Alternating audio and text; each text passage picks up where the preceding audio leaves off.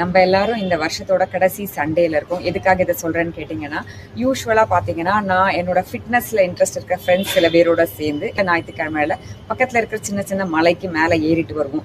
சுத்தி இருக்கிற இடத்துல எக்ஸ்ப்ளோர் பண்ணி நடந்துட்டு வருவோம். 1 மணி நேரத்துல இருந்து 2 மணி நேரத்துக்கு இதுக்கு டைம் ஆகும். இன்னைக்கு அதே மாதிரி பக்கத்துல இருக்கிற சானட்டோரியத்துல பச்சை மலைன்ற ஒரு சின்ன மலைக்கு ஏறிட்டு வந்திருக்கோம்.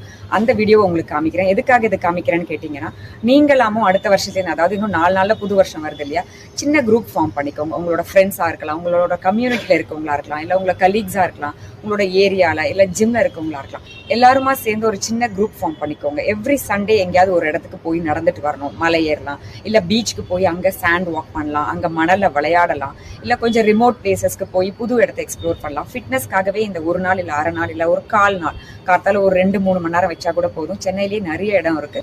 இன்னைக்கு பச்சைமலைக்கு போன வீடியோவை காமிக்கிறேன் பாருங்க. நீங்களும் அதே மாதிரி ஒரு சின்ன குரூப் ஃபார்ம் பண்ணி இந்த மாதிரி ஃபிட்னஸ் ஆக்டிவிட்டிஸ் எல்லாம் பண்ணுங்க.